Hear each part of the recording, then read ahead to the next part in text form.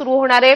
त्याआधी ते नागपुरात येऊन भाजपच्या प्रमुख कार्यकर्त्यांची बैठक घेणार असल्याची माहिती कळतेय। चंद्रपूरमध्ये सकाळी महाकाली मातेचे दर्शन घेतल्यानंतर अंचलेश्वर गेट ते जटपुरा गेट असं 1.5 तासांचा रोड शो होणार आहे आणि त्यानंतर मुख्यमंत्री अकोल्यात प्रचार सभेला संबोधित करतील। अकोला क्रिकेट क्लब मैदानावर ही सभा पार पडेल।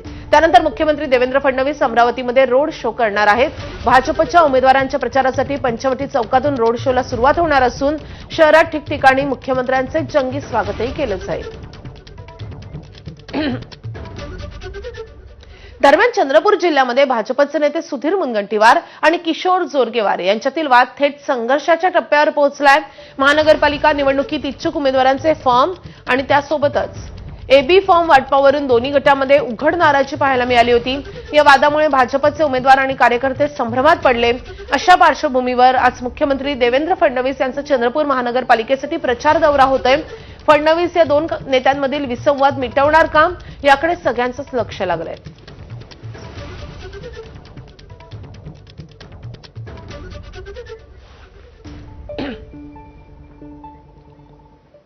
मुंबई महापालिका निवडणुकीच्या प्रचारासाठी कांदिवली येथे भाजप शिवसेना युतीची जाहीर सभा आयोजित करण्यात आली आहे। या सभेला मुख्यमंत्री देवेंद्र फडणवीस संबोधित करणार आहेत। या जाहीर सभेदरम्यान महायुतीच्या निवडणूक प्रचार गीताचं अधिकृतरित्या लोकार्पण करण्यात येणार असून प्रसिद्ध गायक अवधूत गुप्ते आणि वैशाली सामंत हे या गीताचे सादरीकरण करतील।